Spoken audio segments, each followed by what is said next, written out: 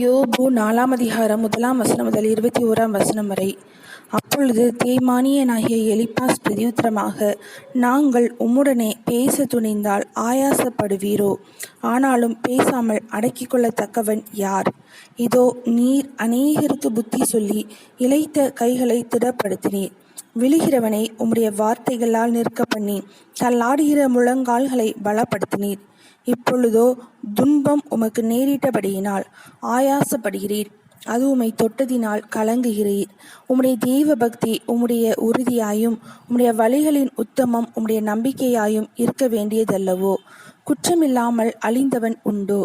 சன்மார்க்கர் அதம்பனப்பட்டது எப்போ? இதை நினைத்து பாரும். நான் கண்டிருக்கிறபடி அநியாயத்தை உழுது தீவினை விதைத்தவர்கள் அதையே அரைக்கிறார்கள்.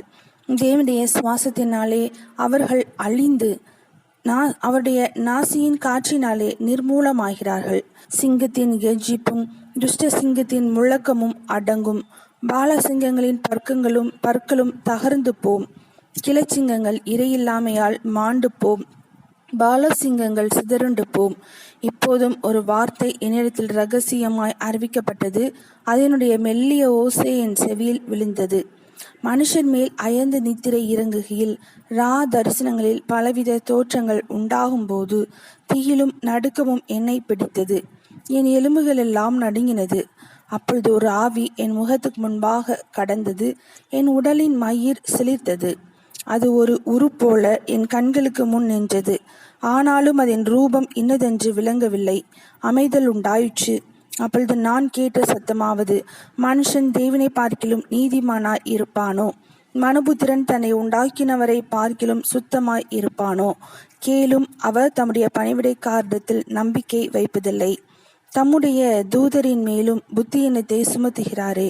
புழுதியில் அஸ்திபாரம் போட்டு மண் வீடுகளில் வாசம் பண்ணி பொட்டு பூச்சியால் அரிக்கப்படுகிறவர்கள் மேல் அவர் நம்பிக்கை வைப்பது எப்படி? காலை முதல் மாலை வரைக்கும் மடிந்து கவனிப்பார் ஒருவரும் இல்லாமல் நித்திய அழிவடைகிறார்கள். அவர்களில் இருக்கிற அவர்களுடைய மேன்மை போய்விடும் அல்லவோ? ஞானமடையாமல் சாகிறார்களே என்று சொன்னான். யோபு 4ஆம் அதிகாரம் முடிந்தது.